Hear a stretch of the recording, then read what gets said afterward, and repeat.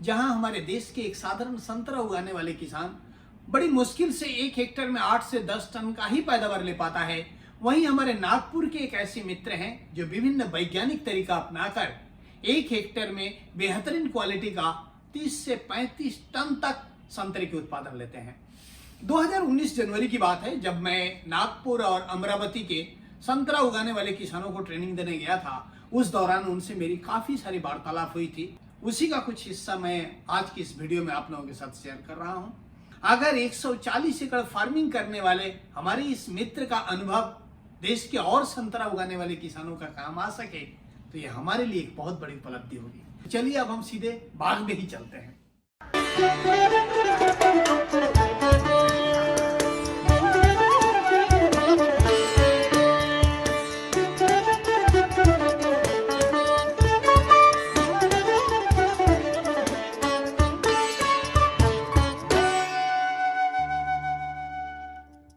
Sir, अपना शुभ नाम बताएंगे? मेरा शुभ नाम दादा साहेब केशवराव काळे है। मैं ये कृषि विभाग में एग्रीकल्चर ऑफिसर करके 2016 में रिटायर्ड हो गया और मैं एमएससी एग्रीकल्चर पढ़ा हूँ। और पहले से किसानी की खानदान में पैदा होने से मेरे को खेती के बारे में बहुत लगान थी, तो इसीलिए मैंने हाई डेंसिटी प्लांटेशन करने का दिल में सोच लिया। और ये मेरे पास पानी का सोर्स बोरवेल है, कुएं है, उसको डीप बनाया, डायमीटर बढ़ाया। पहले पानी का सोर्स पूरा किया, बाद में दूसरा फेंसिंग का बड़ा यहाँ प्रॉब्लम था, ये जानवर का, जंगली जानवर सुअर का, रोही का, तो वो कैसा प्रोटेक्शन करना चाहिए, इसके लिए मैंने कलकत्ता से फेंसिंग लिया, डबल फेंसिंग किया। और बाद में फिर मैंने प्लांटेशन का सोचा।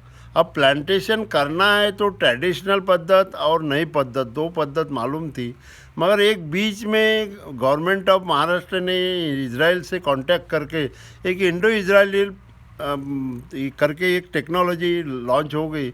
और उसमें मेन मोटो था हाई डेंसिटी प्लांटेशन, पर एकड़ पर हेक्टर प्लांट पॉपुलेशन बढ़ाना। जब प्लांट पॉपुलेशन बढ़ेगा तो ऑटोमेटिकली हेक्टेरी उत्पादन जो है, प्रोडक्शन, वो बढ़ेगा। इस मेन बेस के ऊपर फिर प्लांटेशन लगाने को सोचा।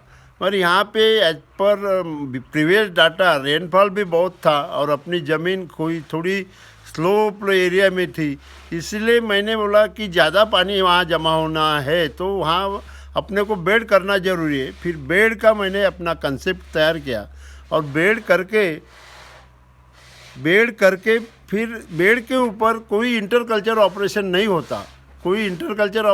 होता, क्योंकि वो बेड है, ना ट्रैक्टर जाएगा, ना जोड़ी जाएंगी, ना बैल जाएंगे। तो अपन ने वीड कैसा कंट्रोल करना चाहिए, वीड कंट्रोल करने के लिए एकमात्र पर्याय था वीड मैट। और वीड मैट भी बहुत सारी मार्केट में थी। अब वो वीड मैट सोलराइजेशन जैसी डाल देता तो पूरे हीट जल जाते थे, कोई उसमें पूरा सोलराइज हो जाता था, मट्टी भी, कोई बैक्टीरिया नहीं बचता था। इसीलिए मैंने वो वीड मैट के भी बारे में बड़ा सोचा, कहीं पूछा, रिसर्च किया, बहुत जनों से कांटेक्ट किया। फिर मैंने एक वीड मैट मिली मेरे को, वो अल्ट्रा वायलेट टेस्ट थी, 500 माइक्रोन की है और उसमें हवा और पानी दोनों जाते हैं और उसके वजह से सिर्फ सनलाइट नहीं जाता, इसके लिए वो वीड वहाँ फॉर्मेशन नहीं होता, पानी की बहुत बचत हो गई, वह माइक्रो ऑर्गेनिज्म बढ़ गए, ज़मीनी का ह्यूमस बढ़ गया, इवापोरेशन लॉसेस बचना हो गए और बहुत ही असंख्य करोड़ों माइक्रो जीवाणु वहाँ नीचे उसके डेवलप हो गए। उसमें ज़मीन ऐसी पोरस कर दिया, कई गांडूर भी तैयार हो गए। उसमें हमने ट्राइकोडर्मा छोड़ा है, उसमें सूडोमोनास छोड़ा है, हमने उसमें माइक्रोराइजा छोड़ा है। ये सब जीवाणुओं का करोड़ों लाखों संख्या में वहाँ डेवलप हो रहा है, अपना काम चालू है। और उनके खाद्य के लिए, फीडिंग के लिए हम FIM भी देते, बाकी और ऑर्गेनिक मटेरियल भी देते कि जो जीवाणु है वो जीवंत हो सके, जीवंत रहना चाहिए, उनकी साइकिल चलना चाहिए, इसलिए हम वो भी देते।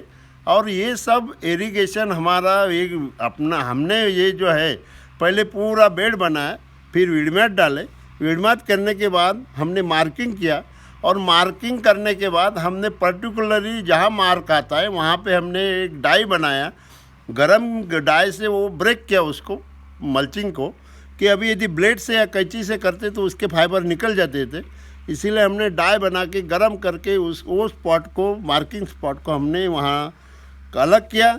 बाद में गड्ढा करके वहाँ पे प्लांटेशन किया। प्लांटेशन हमें उसके लिए प्लांट हमने पीकेवी से लाए, महाराष्ट्र गवर्नमेंट के नर्सरी से लाए, और प्लांटेशन करके अभी ये बगीचा जो आप देख रहे हैं 3 साल का है सिर्फ। ये जो आपने यहाँ पे गरम करके जो किए थे, ये स्क्वायर जो हम देख रहे हैं, इसी तरीके से आपने किया था। जी जी जी, बिल्कुल सही है, बिल्कुल सही है। और यही ऐसा है कि हम यदि कैंची से काट डालते तो यहाँ फाइबर निकल जाता था, ठीक बात, वो डैमेज हो जाता था। ठीक बात। फिर हमने इसके ऊपर अंदर में पहले 2 लायन डाला। हमको पहली बार हमारा मल्चिंग का प्रोग्राम था, तो हमने पहले से 2 लैटरल अंदर में डाली हुई है, और वो पुरानी हमारी सिस्टम थी, उससे हम पानी देते थे। बाद में हमने और फिर एटोमाइजेशन का एक प्लांट लिया, और ये पीसी लैटरल नेटाफिम कंपनी का प्लांट लिया हमने, और फुल ने एटोमाइज प्लांट किया। इसमें हमारे झाड़ को कितना पानी देना है, कितना पानी दे सकते, एक झाड़ को कितनी पानी की रिक्वायरमेंट है, और जो अपन वाटर सोल्वर फर्टिलाइजर दे रहे, कॉम्बिनेशन में दे रहे, मैग्नीशियम दे रहे, जिंक दे रहे, इसका पीएच क्या है, कि पीएच का भी विचार वहाँ सिस्टम में है। पीएच मीटर लगा है, अपने को दिखता है कि अपना जो फ्लो जा रहा है, पानी जा रहा है, उसका पीएच एसिडिक है, अल्कलाइन है या नॉर्मल है, ये अपन उसको मेंटेन करके झाड़ को देते हैं। इस तरफ से हमने ये बाग डेवलप की है, और अभी कोशिश कर रहे हैं। इसको सिर्फ 3 साल हो गए, और सभी लोग हमको अच्छा अभिप्राय दे रहे। अभी पांडे सर आए थे क्रिस्टल के R&D डिपार्टमेंट दिल्ली के, वो भी बड़ी देख के खुश हो गए। और हमारे यहाँ पे हमारे जो क्रिस्टल के सुदर्शन जी परगट, वो हमेशा यहाँ आते हैं, और हमको पूरी डिटेल में एक एक पेशीज की, कीड़ी की, इंसेक्ट पेस्ट की जानकारी देते हैं, और उनके गाइडेंस में हम हमेशा स्प्रेइंग करते हैं, और वो हमारा फॉलोअप लेते रहते कि का स्प्रेइंग हुई नहीं हुई, क्या है, कैसी स्टेज है, क्या बोलते हैं, लिप माइनर क्या बोलता है, माइट्स क्या बोलते हैं। वो हमेशा हमारा पूरा एक ऋणानुबंध है हमसे, तो वो हमको पूछते रहते, और कुछ दवाई का भी मार्गदर्शन करते। ऐसा ही नहीं, जो स्पीसीज है, जो टाइम पे उनको दिखा, निरीक्षण करके मेरे पीछे भी चले जाते हैं, और बाद में फ़ोन पे बताते कि ये अभी यहाँ पे ये डैमेज हो रहा है, इसका अटैक है, वो हिसाब से हमको वो गाइड करते हैं। कुछ बाकी कंपनी के भी लोग हैं, सुमिटोमो का भी वो क्रांति कुमार आते हैं, सिंजेंटा के भी आते हैं। बहुत सारे लोगों का सहयोग मिला है इसमें, और ऐसा ही सहयोग मिलते रहेंगे, ऐसी अपेक्षा करता हूँ। और हमारे पांडे सर हैं, इन्होंने भी हमको जो टेक्निकल फार्मूलेशन होता है, कॉम्बिनेशन कैसा करना चाहिए, इसके बारे में हमको अच्छे में समझ दिया है। WG क्या होता है, EC क्या होता है, वो EC का फंक्शन क्या है, बाद में एमेबेक्टिन क्या काम करता है, उसका मॉलिक्यूलर वेट उन्होंने समझाया।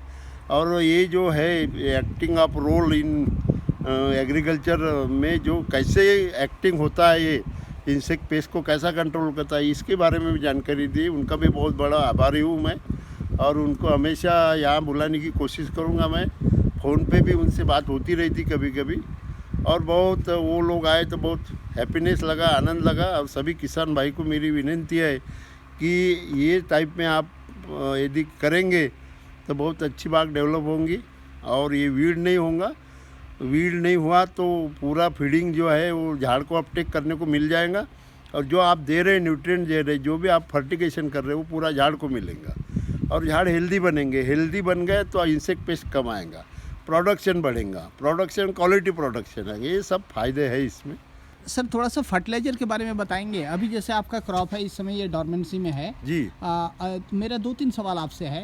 आप 1 एकड़ में कितना पैदावार ले रहे हैं, और आम किसान कितना लेते हैं, अगर इसके बारे में थोड़ा सा करीब करीब ऐसा समझिए हेक्टेरी 30-35 टन तक संतरा आता है। अच्छा, बाकी किसान बाकी किसान ऐसा समझो हेक्टेरी 8 टन 10 टन तक ही आता है। अच्छा, प्रति एकड़ पेड़ों की संख्या जैसा आपने बताया, तो प्रति एकड़ पहले जो है पेड़ों की संख्या 100 लगाते हैं। एक पहले जो क्रॉस में है 6x6 मीटर में 275 या 277 पर हेक्टर लगता है। ओके। इसमें डबल हो जाती है, 554 हो जाता है। अच्छा, इसमें दूरी आपने कितना रखा है? ये मैंने 2 रोज की दूरी जो है 6 मीटर रखा है। अच्छा। और प्लांट टू प्लांट रोज जो है 3 मीटर रखा है। अच्छा। फर्टिलाइजर वगैरह जो आप दे रहे हैं, जैसे अभी डॉर्मेंसी पे है, तो क्या क्या फर्टिलाइजर आप दे रहे हैं? हमने तो पहले ऑर्गेनिक में ये दिया है, FOM दिया है।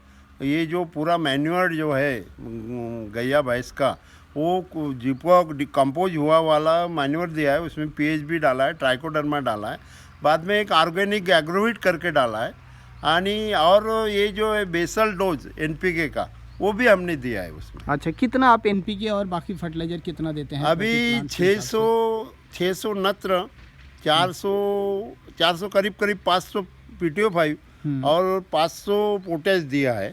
और नत्र को हम फिर बाद में जैसा भी हमारा फ्लावरिंग होगा तो दूसरे स्टेज में जब हमारा दाना पकड़ेगा संतरे का तब उस टाइम पे हम नत्र अप्लीकेबल करेंगे। अच्छा। नाइट्रोजन अभी मैं देख रहा था आपके यहाँ पे कुछ फर्टिलाइजर आप दे रहे थे, उसमें कौन सा फर्टिलाइजर दे रहे हैं आप? मैं अभी जो दे रहा हूँ ये 1261 दे रहा हूँ। अच्छा, प्रति प्लांट कितना आप दे रहे हैं? और प्रति प्लांट मेरा 10-15 ग्राम तक रहेगा। अच्छा, 10 से 15 ग्राम तक प्रति प्लांट जी, आपका जी, जाएगा, बराबर है। और ये जो आप अभी फेरस सल्फेट, कॉपर सल्फेट और भी सब कई सारी चीज़ ले आए हैं, बोरोन ले आए हैं, ये सब प्रति प्लांट आप कितना देते हैं? वो zinc sulphate, magnesium sulphate, ferrous sulphate 50 to 60 ग्राम पर प्लांट देते हैं। और जो कॉपर सल्फेट है और बोरान है ये 20 ग्राम पर प्लांट देते हैं। बहुत अच्छा। जो आप दे रहे हैं आप जड़ से हटाकर इस जगह पे दे रहे हैं? जी, और यहाँ जड़ से पे ये जगह पे दे रहे हैं। और इसके बाद रोटावेटर से आप उसको मिला दे रहे हैं। और वो ये कुछ वाटर से भी सोलुबल में भी दे, पाविस्टीन भी कर रहा हूँ मैं, हमेशा करता हूँ। अच्छा, एमेबेक्टिन कर रहा हूँ। अच्छा। ऊपर से मेरे ख्याल से और 2-3 दवाई है जो तलवार झिंक है, तलवार झिंक वो बहुत ही फायदेमंद है। अच्छा। थोड़ा कॉस्टली लगता है किसान को, वो मैनेजर साहब बता रहे थे, बोले कॉस्टली है मगर अच्छा है, तो हम यूज कर रहे हैं उसको। देखिए सर, मैं इतना कहना चाहूँगा कि आप जैसे किसान देश के किसानों के लिए एक प्रेरणा के स्रोत हैं। आप और किसानों के लिए आदर्श बने। ये जो तरीका है, ये जो तकनीक है, आज प्रति एकड़ पैदावार बढ़ाने में आप नई तकनीकों को, इजराइल की तकनीकों को, नए उत्पादों को अपनाकर एक नया आयाम आपने किया है। आपसे और किसान प्रेरित हो, आप स्वस्थ रहें, आप संपन्न रहें। I want to see you as 65 years young gentleman. इसी तरीके से हम आपको देखते रहें। इसी शुभकामनाओं के साथ मैं आपसे विदा लेता हूँ। बहुत धन्यवाद। Thank you sir.